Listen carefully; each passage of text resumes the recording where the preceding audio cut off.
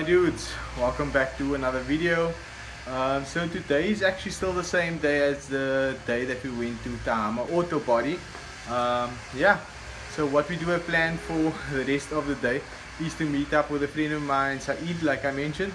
Saeed is very much in the race scene, so he actually asked me to assist him with creating like a Wong spec bumper for his EG as well. It's actually for his race car. However, we weren't able to link up early on, so he just asked me to meet up with him at KSD. KSD is Kosi Swanepoel. He's the dude that does Saeed's, how can I say, tuning, etc. So I'm just going to take you guys along and show you guys maybe some dyno runs. So yeah, please stay tuned. Let's go.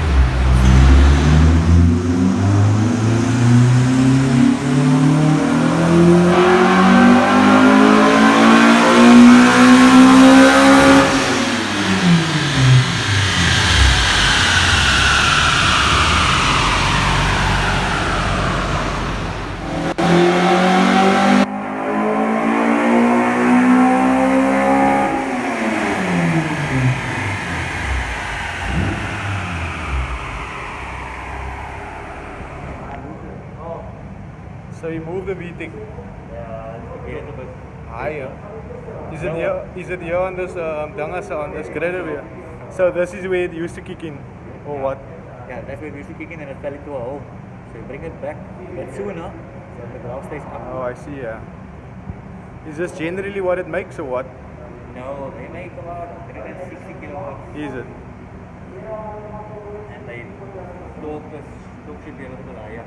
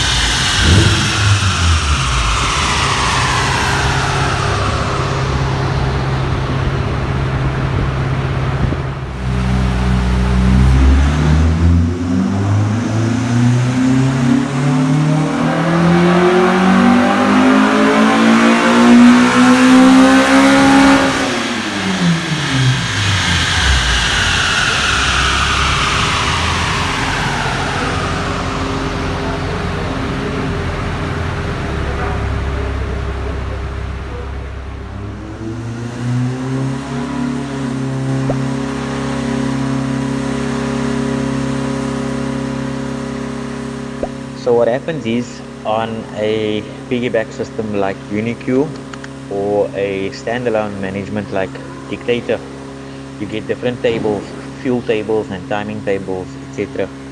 So as you run the vehicle at a certain rev range, the ECU wants X amount of timing, X amount of fuel. So if you load the car in a certain load site, say now you're loading the car at 3000 RPM, the engine will tell you, or the ECU, the computer box will tell you, I need 10% of fuel at part throttle.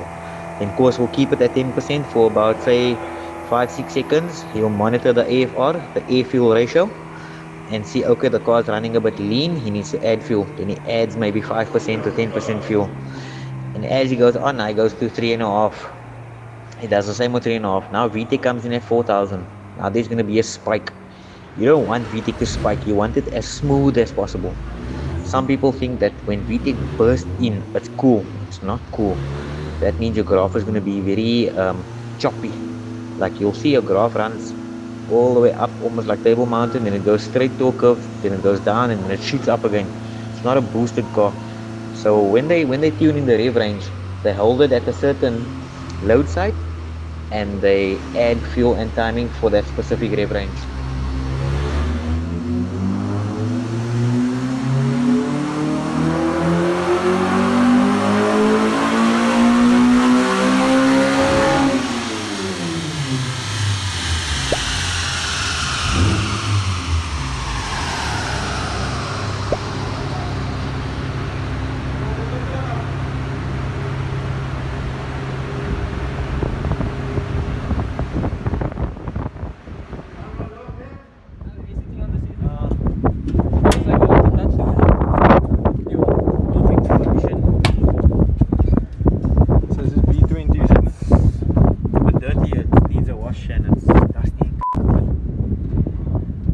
What piping do you use with this? Silicone. Just normal silicone? Yeah, 90. So they say sometimes the PVC also works if you use a But PVC it pipe. looks very untidy. Maybe we spray it black. Yeah, but plastic welding, man, how do you shave that away? Because then you'll go through the... Through also. It looks clean.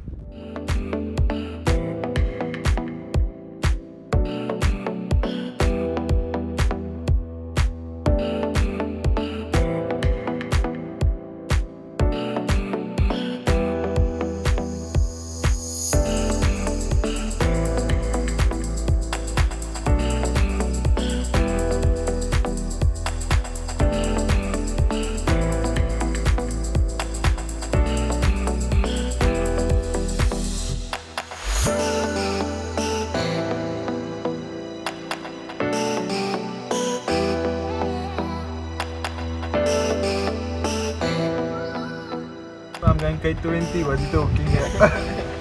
K24 one time, man.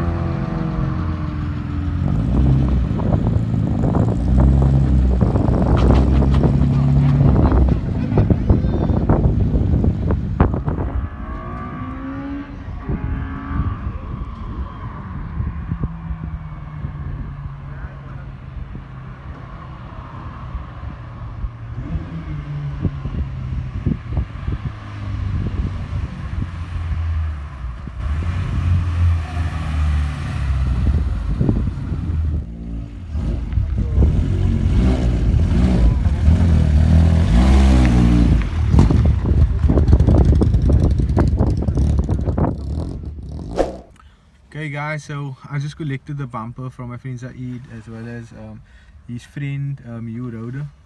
That is the EK that you guys just saw on the dyno right now. That car is actually also for sale, so I'll just link his information in the description, as well as I'll put the on-screen Instagram pop-up. So if you guys are interested in the car, you guys can maybe just DM him.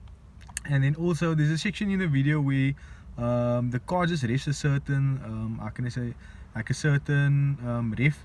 The reason for that is because they're basically tuning, and to my understanding at KST their dyno has what they call OE system. So to my understanding, OE system is basically, it simulates the car actually being on the road, so it's almost like a road tune. So it's almost like it simulates drag in other terms. And what also Saeed mentioned is that KST, the reason why they have that is because if they tune, for example, a Toyota Hilux, the Toyota Hilux won't basically lose its warranty by Toyota. So that's just something cool I also picked up as well. But yeah, this is the end of the video. Hope you guys did enjoy this, and I hope to see you guys in the next one. Peace.